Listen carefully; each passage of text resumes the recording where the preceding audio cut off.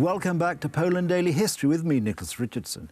Today I'm joined in the studio again by Professor Krzysztof Jabłonka, and we're talking about another episode in the rather troubled relations between Poland and Russia, or the Soviet Union as it was at the time, and particularly looking at the position of Poles immediately following the 1917 revolution.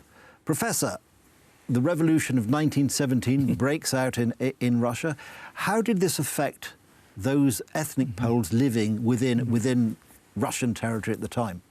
It is necessary to begin with the fact that Poles were scattered all over the territory of the former Russian Tsarist Empire. A huge number of Poles actually founded the now 10 million city of Harbin in the middle of Manchuria. Poles served railway lines. They were also present in Uzbekistan, where cotton was grown, and in Baku, where oil was pumped. When World War I began, in fact, there were centers of Polishness in all larger cities of Russia. At the time of the powerful German offensive, 1.5 million native Poles were evacuated deep into Russia, together with their factories. The difference was that these people were free. They could escape if they wanted to. Unfortunately, not on the territory of Poland, because they would then be caught and taken away. The number of Poles in Russia reached 3 million when the October Revolution broke out. Poles behaved in three ways. A relatively narrow group took up the fight against the Bolsheviks, or in fact joined the Czech Corps, which rebelled and tried to break through to the east and return through Chinese ports to go around the globe. It was the so-called 5th Siberian Division of General Truma, who was unfortunately betrayed by the Czechs and had to capitulate on February 10, 1920, so the 100th anniversary of this event is very soon. The second group, equally small, took the side of the revolution. They were mainly Polish Jews, treated as members of our country, but also native Poles like Marchelewski and Dzerzhinsky, who even led this revolution. The vast majority of Poles simply did not want to have anything to do with this. They wanted to evacuate as soon as possible and get to Poland by any means. The longest way was taken by Polish children, about 2,000 orphans, who, under the care of the Entente, broke through in a special train to the vicinity of Beijing. From there, they reached San Francisco on a hired boat and then traveled by train across America to New York City. From New York, they reached France, from where they sailed to the free city of Gdańsk, and from Gdańsk, finally, to Poland. In this way, these children traveled around the world. The second group came back through China, for example, the great Polish researcher Ferdynand Ossendowski, who was allegedly a British spy. Finally, when the war ended, all the prisoners were released and over 2 million Poles returned to the country. This return lasted between 1921 and 1923, and it came in waves. After that point, the Soviet Union did not allow for the return, as a result of which about 3 million Poles did not return to Poland. However, those were mainly the ones who had already settled there. In fact, every large Russian city had such a colony, mostly Roman Catholic.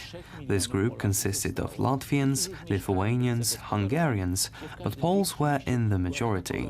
The Polish language also dominated.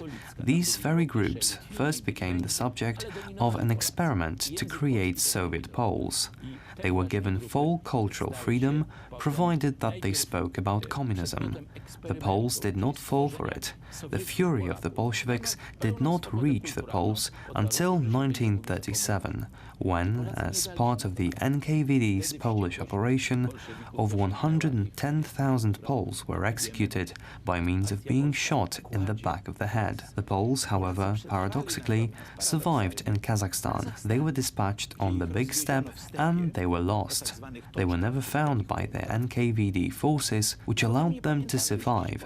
Nowadays, there are still over 150 to 200,000 of Poles and their descendants there. And Professor, In terms of the anti-Polish action, was there, after the revolution, a sort of suspicion that the Poles constituted a sort of more bourgeois element of society?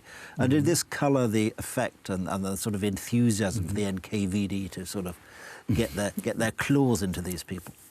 Especially landlords. The Poles were a very important part of society in the so-called borderlands of the former Republic of Poland.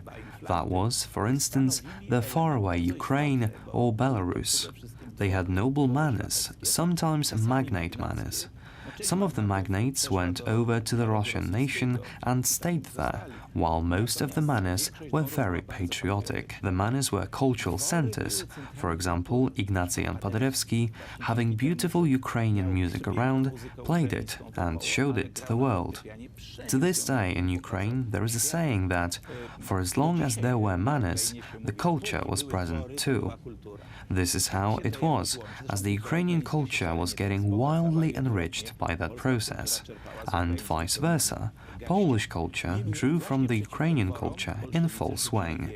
Nevertheless, it was the Bolsheviks who took the manners as their goal, and several hundred manners were burnt down. The wiser landowners, landlords, said goodbye to their peasants.